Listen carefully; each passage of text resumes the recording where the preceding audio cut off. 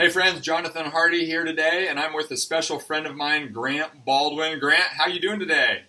Mr. Hardy, I'm excited to be here, my friend. We've known each other for, what do you say, I was 20 thinking about years? 20 years. I'm going to say 20 years. I was 20 thinking years that 20 it is. years. Let's go with that. So Yeah. it's been a minute. Yeah, it has been. So we've been friends for a long time, and I'm glad to have you here on the video today with us. Grant is a new author of the book, The Successful Speaker, 5 Steps for Booking Gigs, Getting Paid, and Building Your Platform.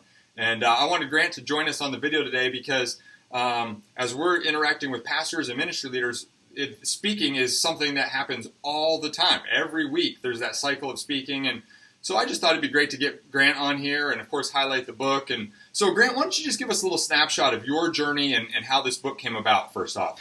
Yeah, if we go way back in time, you and I were both really involved in the same youth group, kind of coming up in high school. And our youth pastor, I know for me, and I know for you as well, had a big impact in our worlds. And it was a phenomenal speaker, still one of my favorite speakers. And for a long time, I was kind of like, I want to do that. Like, he made a big impact on me. I want to do the same thing. I think a lot of us were in that kind of that same boat of just wanting to go down the youth pastor route. And so I actually went to Bible college. And while I was in college, actually worked for a guy who was a full-time speaker. I got to help a little bit behind the scenes on like travel and contract and bookings and logistics and that sort of thing. And so kind of got to see a little bit of like, okay, this is what it's like to be a speaker. Like this is an actual thing. And so after I went to Bible college, worked at a local church as a youth pastor for a little while, had a lot of opportunities to speak, primarily to students, of course, but occasionally I got to fill in on the weekends in big church. And speaking was one of those things I really, really enjoyed. I felt like I was good at it, wanted to do more of it. And so my wife was pregnant with our first child, and there's nothing like bringing a kid into the world that just causes you to question life in general. But it's just especially like what you're doing in terms of a career. And so as anyone watching this knows, like ministry is not for the faint of heart. It is very difficult. And so at the time, like there were parts of the job that I liked, parts of it I didn't like, but I wasn't really sure what I would rather be doing. But one of the things I knew I really liked was speaking. And so ultimately decided I want to pursue a career as a speaker. And that's kind of, that's where we started to figure some stuff out about speaking, started doing it. Eventually got to the point where I was doing it full time. I was doing 60, 70 gigs a year. Oh, wow. And now we do a lot on the training and coaching side with speakers, those that are interested in speaking. So all that to say, I come from a ministry background, was a youth pastor, have been in the church world, still did a decent amount of speaking in churches and multi-site campuses and multiple services. And so know both sides of it, of both the speaking side, but also speaking in the church world. Right. Yeah, that's awesome. And then, so with that background, what was it that triggered to say, hey, I gotta write this book? You do video resourcing, like you said, and you're coaching people. How did this book surface for you?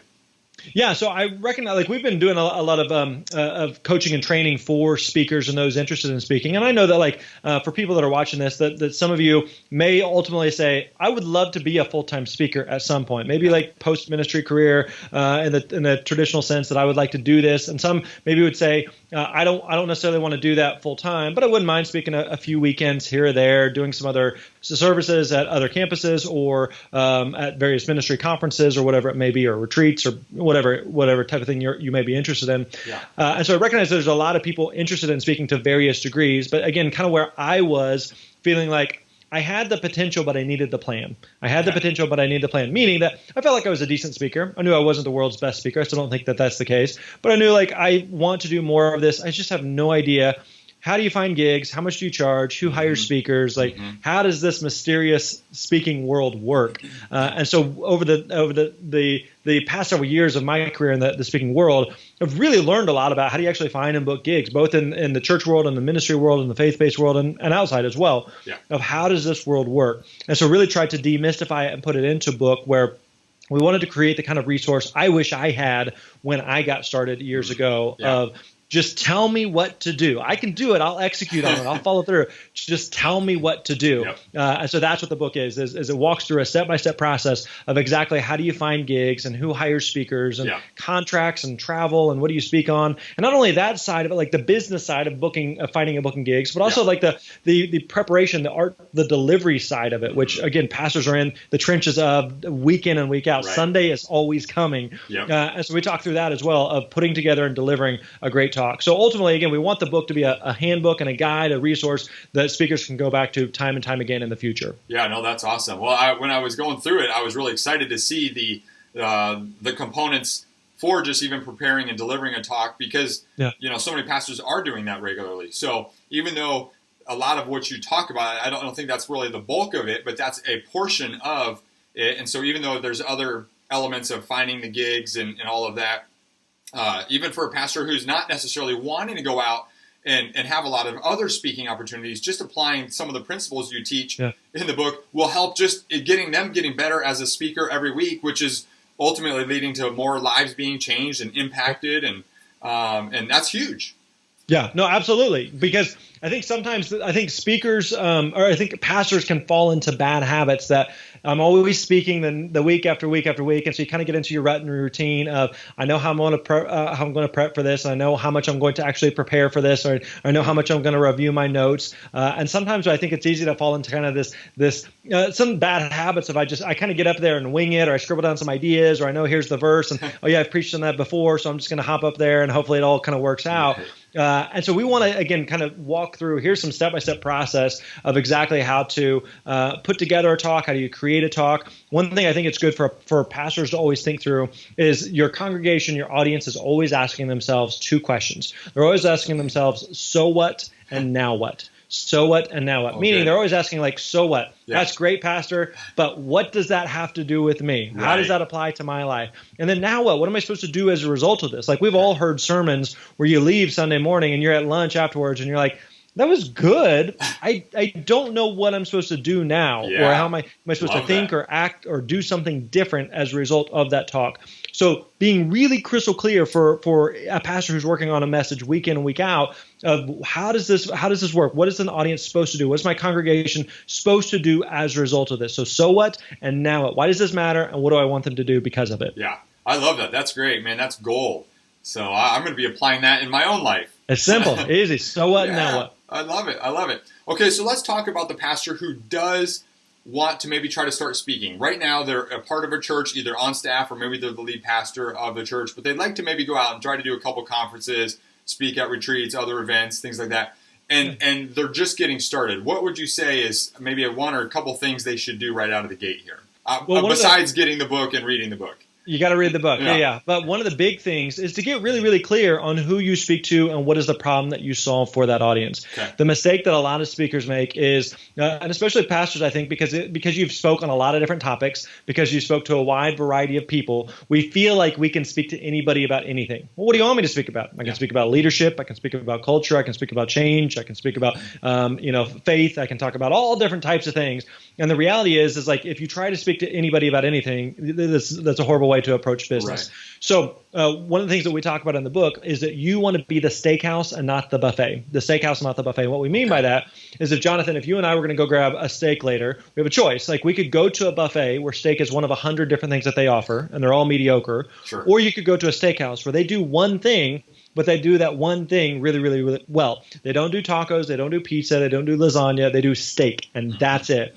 And so because of that, it makes it easier for the right people to find them because that's what they're looking for. Yeah. And it also means that because of what they're doing, they can charge a premium because they do one thing, but they do that one thing really, really well. Yeah. Versus a pastor or speaker who says, I can speak about anything. What do you want me to speak about? Or who do I speak to? I speak to humans. My message is for everyone. Right. And I get that. I think especially coming from a faith-based perspective where we feel like, well, I want to reach the masses. That's what Jesus did. I want to help everybody and anybody possible. But from a business perspective, I need you to take off your ministry hat for a second, put on your business hat and realize if you try to appeal to everyone in business, like that's never going to work. So you have to be really clear on this is who I speak to and this is the problem that I help them solve.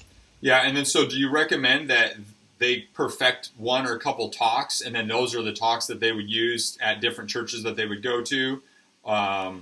Because very much so. Because the challenge with speaking, especially in the church world, is that I used to be kind of a pseudo teaching pastor at a church, and I would do 10, 12 weekends a year, and then I would do a bunch of outside stuff on my own. But I would speak on a weekend, and I think we had 5 weekend services, and by the 5th service, I was like, man, that one story I told, like that went great, but like, I can't tell it next week. It's gone now. You can't recycle that for quite a while now. Right. And so it forced you to always come up with new content. Yeah. But outside, that is a very difficult approach for speaking, is to every time I'm speaking, I'm always coming up with something new versus, let's say, I think back to, again, when I was given 5 talks or five services. Yeah. By the 5th service, the talk was really dialed in, because one of the things that pastors know, especially pastors with multiple services, is they know each time they give the talk, each time they tell that story, it gets better. Yeah. Because you're getting that real-time feedback of when I'm creating the talk, I'm making an educated guess. I think this is funny. I think this will resonate. Yeah. I think this will make sense. I think this will work. I don't really know until I get in front of that 8:30 service. Yeah. When I get in front of that, then it makes the 10 o'clock service better. Yeah. It makes the 11:30 service even better, because each time I'm figuring out, like, that worked, that landed, that didn't work, and I'm making these adjustments. So from a long-term speaking perspective, I would recommend that, again, like you just said, you have 1 or 2 talks that you do, and these are the talks that you give on a regular basis versus every time you speak, you're like, what do you want me to talk about? And I'm working on something from scratch, which is just really difficult because it's untested, unproven material versus I know this works. This is the best material I have. That's what you want to create. Have you seen in the digital era, especially with social media, that, you know, if it gets posted on Facebook and then it loses some of that, you know, oomph because someone said, oh, well, I just saw you did that same talk somewhere else, or does that not really matter?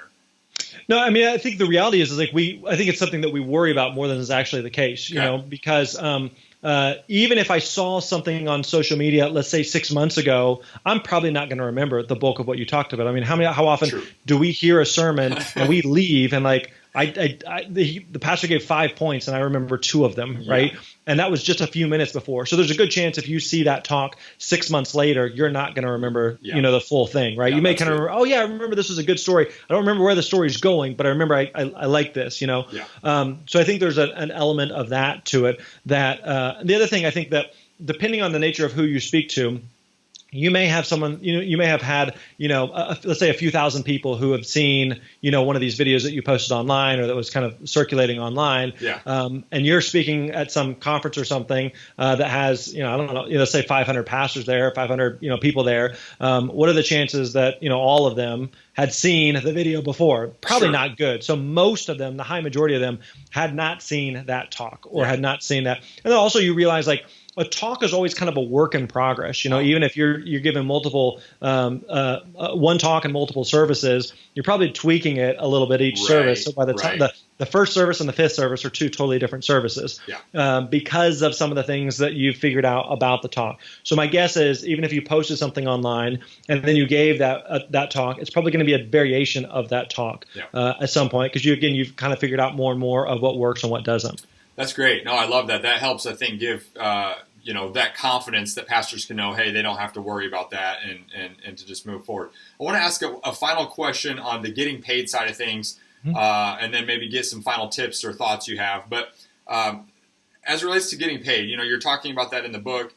As a pastor, that feels kind of different, I think, maybe because of just the way we've been wired. Sure. How would you tell a pastor to navigate that? Yeah, I get it. Like I said, I went to Bible college. I was a youth pastor. So making that transition then for me of going, okay, I'm a youth pastor. I'm speaking on a weekly basis to now I'm speaking and I'm asking for money and someone's giving me a check. It feels difficult. But the reality is we all have to eat and live indoors. And so you are providing value. And so there's nothing wrong with you receiving value in exchange for that. And most of the time that value is going to come in the form of a check, right? And so the other thing I would say is, there's a book called The E-Myth by Michael Gerber. And one of the things he talks about is kind of the difference between being an artist and an entrepreneur, meaning that he uses the analogy of baking pies. And he says the ability to bake really good pies, to be a good baker, and running a bakery are 2 different skill sets, right? So there are pastors who are phenomenal on stage who are horrible when it comes to the business side of it, right? There's not a knock against them, right? There's people who are great. There are people in your congregation who are amazing entrepreneurs you would never put on the platform, right? Again, not a knock, but you have to realize that you have to have both sides of it. You are providing value, and so there's nothing wrong with you receiving value for that, right? Because I also recognize, like, the speaking, the coaching, the training that I'm doing, I want to help as many as people as possible. But my first responsibility is to my wife and my kids here, right? I have 3 daughters. I'm married to my high school sweetheart. My crew. And so my responsibility is to provide and to take care of them. And so if I'm going to especially leave them and go speak at something, one of the jokes I make with clients is, when you're paying me to come speak, you're not just paying me to speak, you're paying me to leave my family, and that's expensive. Yeah. So again, realize there's nothing wrong at all with receiving value for the value that you're delivering. Yeah, that's good. That's awesome, man. Well, Grant, thank you so much. How can people find you if they want to connect with you?